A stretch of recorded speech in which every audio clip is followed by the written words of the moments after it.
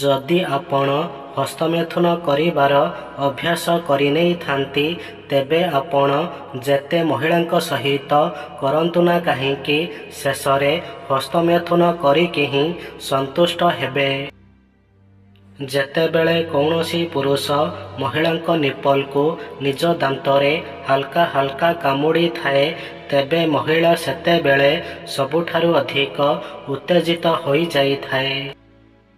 ବିଳମ୍ବରେ ବନନ୍ତୁ ପଛେ, କିନ୍ତୁ କିଛି ବନାନ୍ତୁ, କାରଣ ଲୋକମାନେ ସମୟ ସହିତ ଆପଣଙ୍କ ମଙ୍ଗଳ ବିଷୟରେ ପଚାରି ନଥାନ୍ତି, ବରଂ ଆପଣଙ୍କ ସ୍ଥିତି ବିଷୟରେ ପଚାରିଥାନ୍ତି।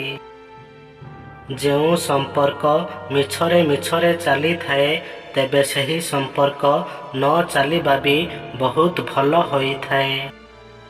ଯଦି ଆପଣଙ୍କର ବୟସ ବଢ଼ିବା କାରଣ ପାଇଁ ଠିକ୍ ଭାବରେ ଠିଆ ହେବା ବନ୍ଦ ହୋଇଯାଇଛି, ବା କରୁ କରୁ ତୁରନ୍ତ ବାହାରି ଯାଉଛି, ବା ଆପଣ ଜଲ୍ଦି ଥକି ପଡ଼ୁଛନ୍ତି, ତେବେ ଏହି ଉପାୟ ନିଶ୍ଚୟ କରନ୍ତୁ।